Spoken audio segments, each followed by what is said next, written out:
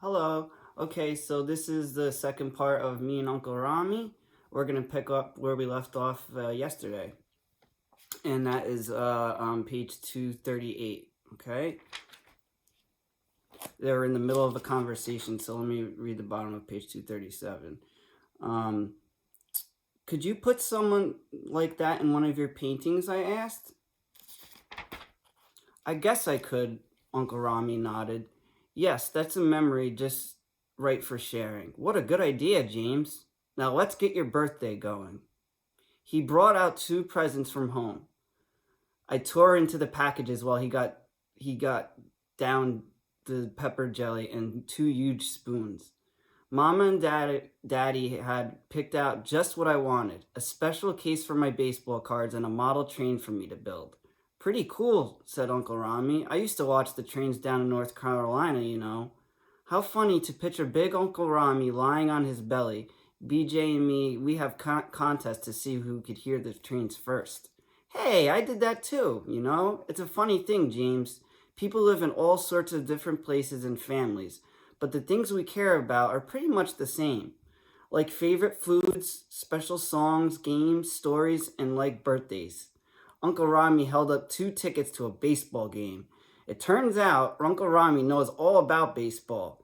He was even a star pitcher in college. We got our mitts and set off for the game.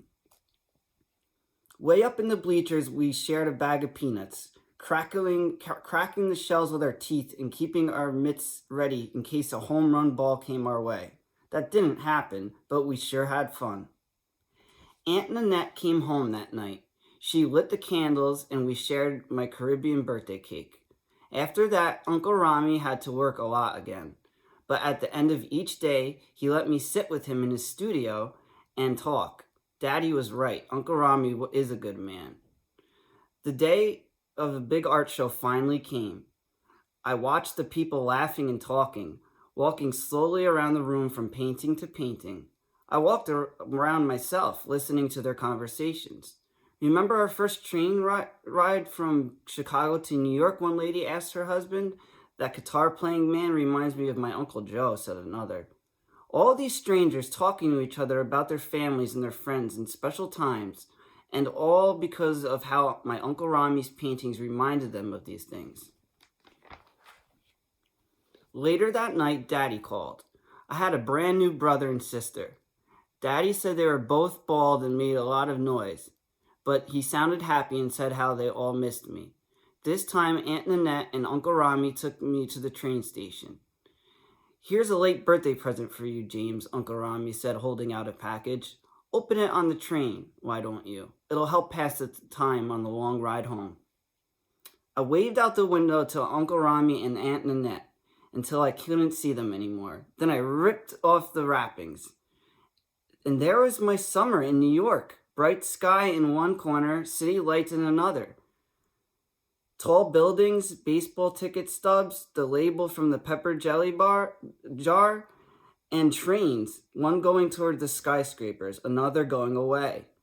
Back home, I lay in the soft North Carolina grass. It was the 1st of September, almost Uncle Romie's birthday. I watched the birds streak across the sky. Rooftop birds, I thought.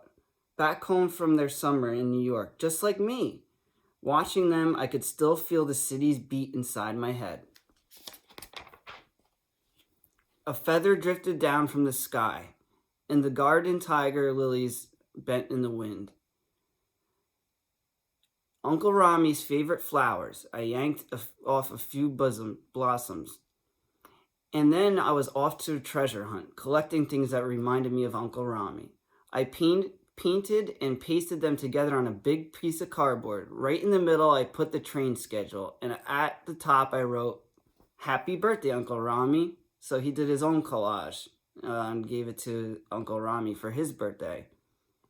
Okay, so that's it for the story this week. For your dig deeper, it's on page 244. I'll go over it really quick.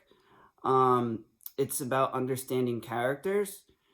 Me and Uncle Romie is a realistic fiction story about a boy named James who visits his aunt and uncle in New York City. What the three characters do and what they learn is what makes the story interesting for readers. The author shows what the characters are like by describing what they think, what they do, and what they say. So it wants you to reread pages 236 to 237. Notice what James thinks, does, and says on the morning of his birthday. What can you tell about James based on these details? So it's based on his thoughts. You want to write down his thoughts, what he was thinking that day to himself, what he did, his actions, and words, things he said on the morning of his birthday. And what can you tell about James based on these details, okay? That's it for this week. Okay, thanks for watching.